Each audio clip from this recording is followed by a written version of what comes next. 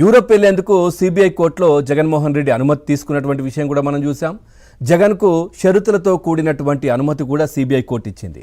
ఏంటి ఆ షరతులు అంటే ఈమెయిల్ కావచ్చు, ఫోన్ నెంబర్ ఇవ్వాలంటూ కూడా చాలా క్లియర్గా చెప్పింది. కానీ ప్రతిసారి ఆయన విదేశీ పర్యటనకు వెళ్ళినప్పుడు ఫోన్ నంబర్ ఇచ్చేవారు. కానీ ఈసారి ఇచ్చినటువంటి ఫోన్ నంబర్ వేరేది. ఎందుకు ఫోన్ నంబర్ ఎందుకు మారింది? సో దాన్ని ట్రేస్ చేస్తే అది ఎక్కడిది అని చూస్తే ఇక్కడ ఉన్నటువంటి ఫోన్ నంబరే అది తేలింది. మరి జగన్మోహన్ రెడ్డి లండన్కి వెళుతున్నప్పుడు ఆయనతో ఉన్నటువంటి నంబరో లేదంటే ఆయనతో వెళుతున్నటువంటి వాళ్ళ నంబరో ఇవ్వాలనుకుంటే సో అది ఇవ్వాలి కదా.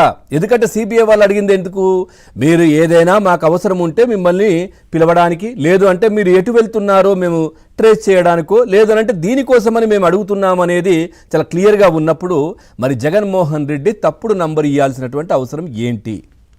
ఎందుక భయం? ఎందుకు ఇవ్వాల్సి వచ్చింది ఆ విధమైనటువంటి నంబర్? మరి ఏదైనా తెలుస్తుందని గోప్యత పాటించారా? ఎందుకంటే గతంలో ఇచ్చినటువంటి నంబర్ ఇప్పుడు ఎందుకు ఇవ్వలేదు? సో ఇప్పుడు రాష్ట్రంలో ఒకవైపు ఇప్పుడు కల్తీ లిక్కర్కు సంబంధించినటువంటి కొత్త ఉచ్చు వైసీపీ పార్టీని చుట్టుముట్టినటువంటి పరిస్థితి.